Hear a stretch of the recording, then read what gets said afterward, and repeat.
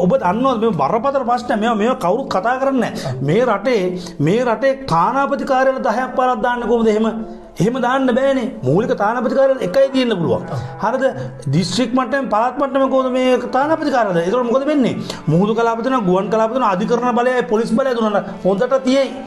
හොඳට තියෙයි මේකේ ඉන්න මීහරට ඕක තේරෙන්නේ නැහැ. හරිද?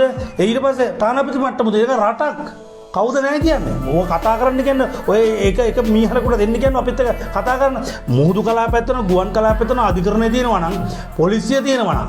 හරි? තානාපති කාර්යාලය දාපුවම මේක මේ වෙනම රටක්. මේ රටේ දැන් තානාපති කාර්යාලය තියෙනවනේ මෙන්න 4-5. ඇයි එහෙම දාන්නේ? කාගේ ඕමනාවටද? කරුණා කරලා මේ ප්‍රශ්න ජනතාවට උත්තර දෙන්න ඕන 225ම. මතක තියාගන්න මල්ලි 225ම උත්තර දෙන්න ඕන. අපි අහනවා දැන් අනෝසලා වෙදෙක් නෙමෙයි හොඳේ. දැන් දේශපාලඥයෙක්. එතෙන්ට එන්න තමයි හිටියේ. දැන් මම රටේ පොඩ ජනප්‍රිය වෙනකන් හිටියේ. මොකද වෙද මහත්තයෙකුට මට ගහන්න පුළුවන්. දැන් දේශපාලඥයෙක් දැන් ගහන්න ටිකක් අමාරුයි. හරිද? මොකද මිනිස්සු දවසින් දවස් දැනුවත් කරනවා. හැමතැනම පිස්සෙක් වගේ කතා කරනවා. මිනිස්සු ඕනගේ මට මානසික ලෙඩක් කියලා. හැබැයි මට මානසික ලෙඩක් තියෙනවා කියලා කියන මිනිස්සුන්ට තව අවුරුදු 3කින් උත්තර දෙයි සෝබාදහම.